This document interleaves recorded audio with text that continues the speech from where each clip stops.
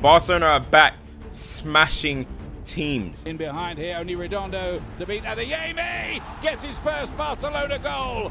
Barcelona just made things painfully obvious. 5 goals, away from home. First game of the season. Lads, it's the first game of the season.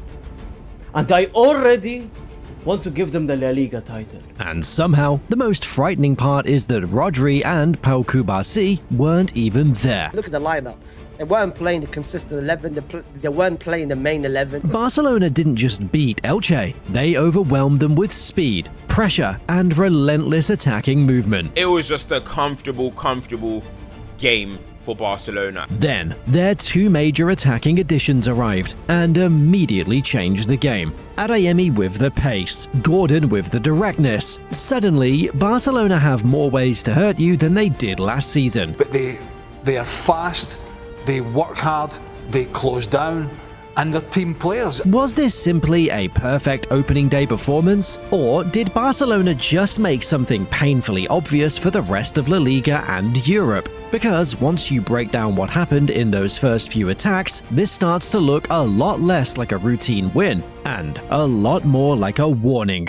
Elche walked into this game at home, in front of their own fans, against a Barcelona side that didn't even have Kubasi or Rodri on the pitch. By the final whistle, Barcelona had racked up 4.13 expected goals, created 9 big chances, and fired off 11 shots. That's not a scrappy away win, that's a team, dismantling an opponent piece by piece, and making it look effortless. The first goal set the tone early. Raphinha won the penalty himself, drawing the foul with a run into the box that Elche just couldn't handle, and then he stepped up and buried it. No hesitation, no nerves, just a clean strike into the corner that the keeper had no chance with. Stepping up to huge moments, scoring penalties, doing anything that needs to be done.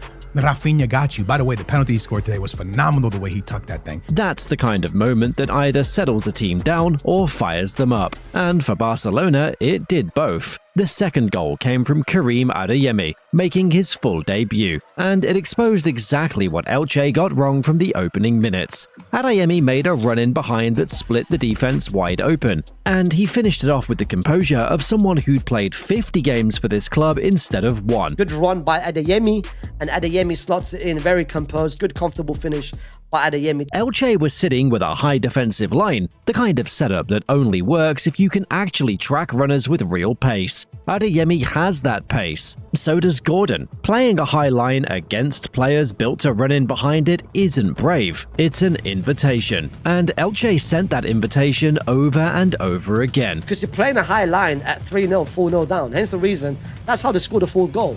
Because you had everyone going forward. But brother, just stay back. Anthony Gordon hadn't even touched the ball yet when he came off the bench, and what happened in the minutes right after changed the entire rhythm of the match. Barcelona had already been comfortable, but once Gordon entered, the pace of the attack picked up even further, and Elche's back line looked like they were chasing shadows. The ability for some of the goals, some of the creativity in the team, it makes my job so much more easy. Fermin López put the result completely out of reach late on, scoring twice in the same spell to make it 4, and then 5. Both goals came from him arriving late into the box, timing his runs so well that defenders simply lost track of him. 2 goals in quick succession from a midfielder isn't just a good day at the office, it's a gap in quality that Elche never found a way to close. Anthony Gordon needed less time to change this game than most players need to warm up. 2 assists delivered within minutes of stepping onto the pitch, both of them built on pure speed, and a first touch that put teammates through with no defender able to recover. 2 assists in 5 football minutes.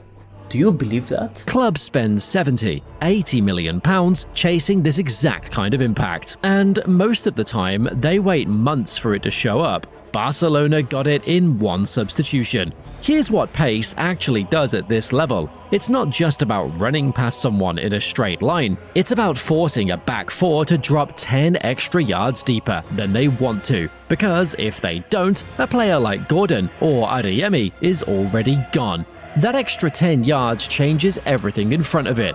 Midfielders get more room. Passing lanes open up that weren't there 5 minutes earlier. A defense that's constantly backpedaling can't press, can't step up, can't do any of the things that make a defense actually work. And here's where this pace becomes dangerous for the rest of the league, because Barcelona already had the passing structure to punish exactly that kind of retreating defense. Players like Pedri and Fermin López can thread a ball through a packed box all day, but those passes mean a lot more when the guy on the end of them is already sprinting in behind a defense that's backed off. Suddenly, chances that would have been half chances against a set defense turn into simple tap-ins, because the defender's positioning is already broken before the ball even arrives.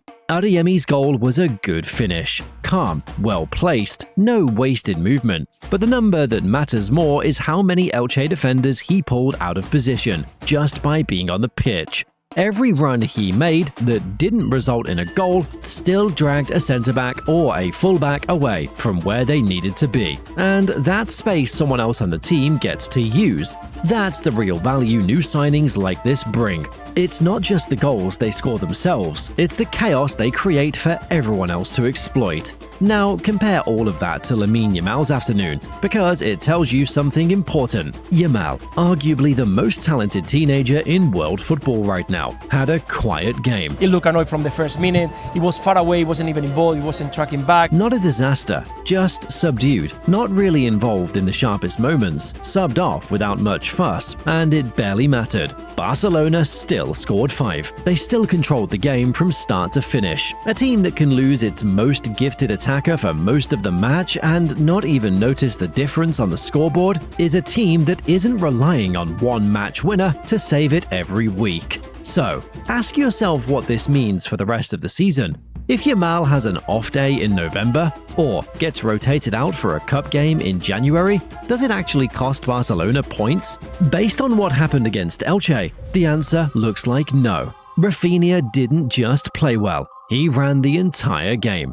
2 goals, an assist, and the kind of body language that told everyone on that pitch exactly who was in charge, both as the guy making things happen and as the captain, holding the group together when things got sloppy in patches. This guy is so important to this Barcelona team.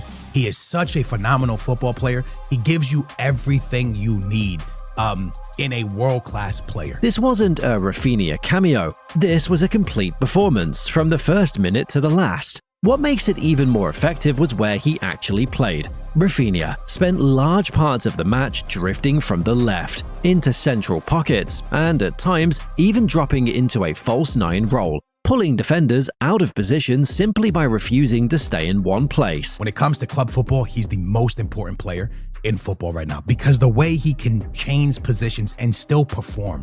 No matter where he's at on the field, a goal or 2 is in his bags, bro. That kind of movement only works if the manager trusts a player completely. And Flick clearly does. He's not boxing Raphinha into one job. He's letting him roam and build the attack around wherever he ends up. He's got a deadly strike, he's got a good finish.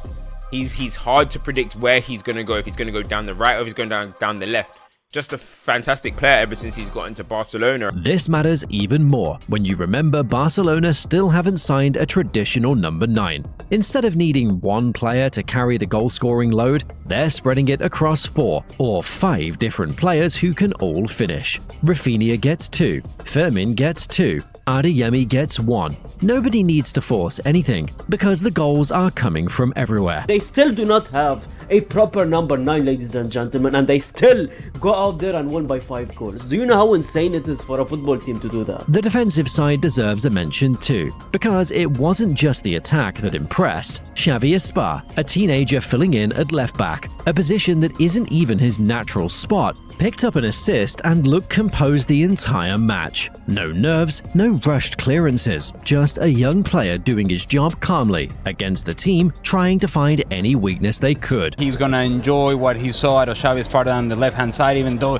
this is more of a central midfielder player. None of this happens without the pressing structure working the way it did. Barcelona won the ball back high up the pitch again and again, forcing Elche into mistakes in areas where a mistake actually costs you a goal. That pressure in midfield is the connective tissue between the defense holding firm and the attack getting these chances in the first place. It's not two separate things working well, it's one system, functioning the way Flick built it to function. And here's the part that should worry everyone else in La Liga. Pedri didn't start. Dani Olmo didn't start. Both are still waiting for real minutes, and both are better than most starting attackers at other clubs in this league. This wasn't just a win, it was a warning sent to every team left on Barcelona's schedule, and to whoever they end up facing in Europe later this season. A squad that can lose Kubasi, lose Rodri, get almost nothing from Yamal, and still put 5 goals past an opponent isn't a team with problems to fix, it's a team with options to spare.